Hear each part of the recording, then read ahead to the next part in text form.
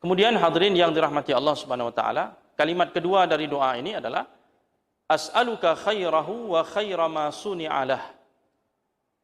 Aku memohon kepadamu kebaikan, ya. Aku memohon kepadamu ya Allah kebaikan yang ada di pakaian ini dan kebaikan yang ditimbulkan setelahnya.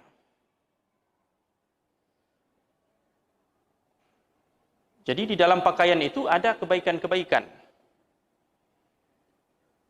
Maka kita memohon kepada Allah segala kebaikan yang ada di dalamnya. Kata khair itu, di sini pensyarah mengatakan kata khair itu mufrad, bentuk tunggal. Tapi ketika dia sudah diidhafah, ketika dia sudah disandarkan kepada kata lain, khairahu, disandarkan kepada dhamir, hu, maka kata yang tunggal itu sudah bermakna umum, general. Jadi bukan satu kebaikan dalam pakaian itu, ada berbagai kebaikan. Maka kita minta kepada Allah untuk diberikan kebaikan-kebaikan tersebut. Jangan sampai kebaikan yang ada di dalam pakaian itu terhalang dari kita. Kita hanya dapat buruknya saja, kebaikannya nggak dapat. Kita minta kebaikan itu kita peroleh dengan secara sempurna. Kebaikan yang ada di dalam pakaian itu. Apakah kebaikan itu terkait dengan kesehatan, kenyamanan, ketentraman kita? Kita minta kepada Allah. Baik yang kita tahu ataupun yang kita tidak tahu. Ada kebaikan-kebaikan yang kita tidak tahu, kita minta kepada Allah. Kita mohon kepada Allah supaya kebaikan itu diberikan kepada kita seluruhnya, seutuhnya. Kemudian wa khaira ma suni'alah, dan kita minta juga kebaikan yang ditimbulkan dari pakaian itu. Ketika kita memakai pakaian, ada zat pakaian itu, tapi ada juga fungsi dari pakaian itu. Jadi kita pertama minta kebaikan yang ada pada zat pakaian tersebut, dan kita minta kebaikan dari fungsi pakaian tersebut. Umpamanya pakaian itu fungsinya kita pakai untuk bekerja. Ketika kita pergi bekerja, kita mengenakan pakaian itu. Kita minta kebaikannya. Jangan sampai pakaian itu menimbulkan fitnah ketika kita sedang bekerja, atau menimbulkan bahaya kepada kita pada saat kita bekerja. Jadi ma suni'alahu itu adalah sesuatu yang fungsi yang diciptakan pakaian untuk fungsi tersebut. Jadi fungsi dari pakaian tersebut. Apakah untuk kita bekerja, untuk kita menghadiri undangan umpamanya, atau untuk kita menghadiri majelis ilmu, atau untuk kita beribadah, kita salat di sini, kita mengenakan pakaian tersebut. Itu fungsi-fungsi pakaian. Jadi kita minta kebaikan dari semua sisi. Baik dari zat pakaian itu sendiri maupun dari fungsi ataupun aktivitas yang kita lakukan dengan pakaian tersebut. Dengan satu pakaian kita bisa melakukan berbagai aktivitas. Kita minta kebaikannya. Nah, ini maksud dari doa ini. As'aluka khairahu wa khaira ma suni'alahu. Intinya kita mohon kepada Allah, jangan ada satupun kebaikan yang tertinggal. Semuanya kita peroleh. Nah, ini permohonan kita kepada Allah Subhanahu wa taala. Kemudian kalimat doa yang ketiga dari doa ini adalah wa a'udzubika min syarrihi wa syarri ma suni'alah. Aku berlindung kepadamu ya Allah dari keburukan pakaian ini, zatnya itu, wa syarri ma suni'alah, dan keburukan yang ditimbulkan dari fungsi pakaian tersebut. Jadi sebaliknya kita berlindung kepada Allah dari segala keburukan yang ada di pakaian itu. Mungkin pakaian itu bisa menyebabkan kulit kita iritasi atau mengganggu kesehatan kita dan sebagainya. Bisa saja itu terjadi, kita minta perlindungan kepada Allah. Diselamatkan dari keburukannya. Kita tidak tahu.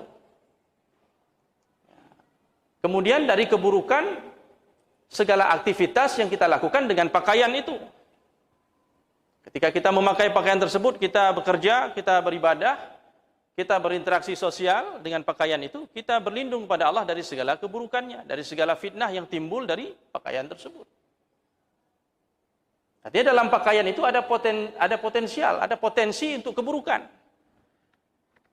Buktinya seperti pembahasan kita sebelumnya, ada pakaian-pakaian yang diharamkan oleh Allah Subhanahu wa taala yang tidak boleh kita pakai.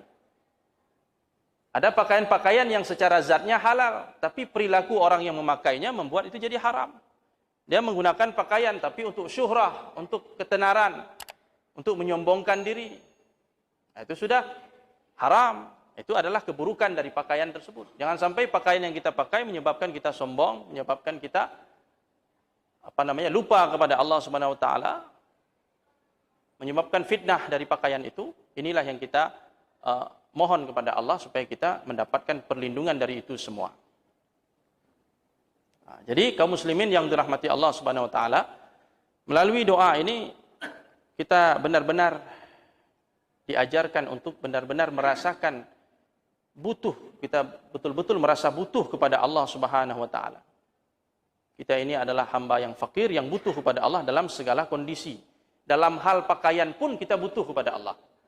Bukan sekedar butuh kepada Allah dalam hal mendapatkannya, tapi juga kita butuh kepada Allah dalam hal mendapatkan kebaikan dan terjaga dari segala fitnah dan kejahatan pakaian-pakaian tersebut. Jadi kita butuh perlindungan dari Allah Subhanahu wa taala. Berapa banyak orang yang tergelincir gara-gara pakaian itu. Berapa banyak orang yang berdosa gara-gara pakaian. Berapa banyak orang yang terfitnah gara-gara pakaian itu. Karena tadi menganggap sepele, pakai pakaian saja tapi tidak pernah berdoa kepada Allah Subhanahu wa taala, tidak pernah berlindung kepada Allah Subhanahu wa taala. Jadi Islam mengajarkan kepada kita adab. Ya, mengajarkan kepada kita adab-adab dalam segala hal, dalam kehidupan kita, dalam keseharian kita. Kemudian kaum muslimin yang dirahmati Allah Subhanahu wa taala, Imam Abu Daud telah meriwayatkan hadis ini, hadis yang sama tadi dengan apa yang diriwayatkan oleh Imam At-Tirmidzi. Dan di situ ada tambahan sedikit komentar dari sahabat Nabi sallallahu alaihi wasallam bernama Abu Nadrah. Abu Nadrah mengatakan, "Fakana ashabun Nabi sallallahu alaihi wasallam idza labisa ahaduhum thawban jadidan qila lahu tubli wa yukhlifu Allah taala." Para sahabat Rasulullah sallallahu alaihi wasallam apabila salah seorang dari mereka memakai pakaian yang baru, maka sahabat-sahabat yang lain mendoakan saudaranya ini dengan mengatakan tubli wa yukhlifullah taala. Semoga engkau membuat pakaian ini menjadi usang dan semoga Allah menggantikannya. Tubli artinya semoga Anda membuat pakaian ini menjadi usang. Maksudnya apa itu? Maksudnya dalam doa itu ada tersirat permohonan semoga engkau selalu diberikan kesehatan, panjang umur, sehat walafiat, sehingga engkau memakai pakaian itu dalam waktu yang lama. Kalau pakaian sudah dipakai dalam waktu yang lama, berarti pakaian itu akan usang.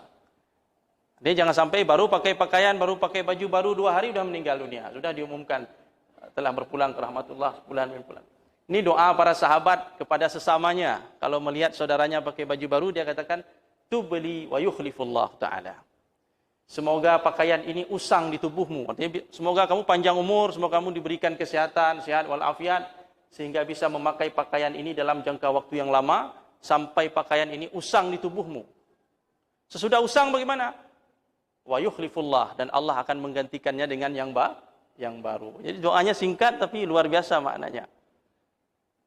Doa kita kepada sahabat. Jangan iri lihat orang pakai baju baru. Justru kita senang mendoakan saudara kita itu sehat walafiat, panjang umur, dan diberikan baju yang baru, diganti oleh Allah dengan yang baru. Ini makna dari doa tersebut. Kemudian diperkuat lagi kisah yang semisal dengan ini dalam Sahih Al-Bukhari. Situ disebutkan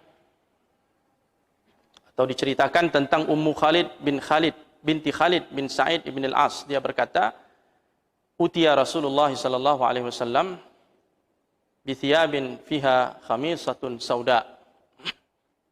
Rasulullah sallallahu alaihi wasallam pernah diberi hadiah sebuah jubah khamisah. Jubah khamisah ini adalah jubah berbulu halus yang berwarna hitam. Kemudian Nabi SAW bersabda, "Man tarawna naksuha hadhil khamisah."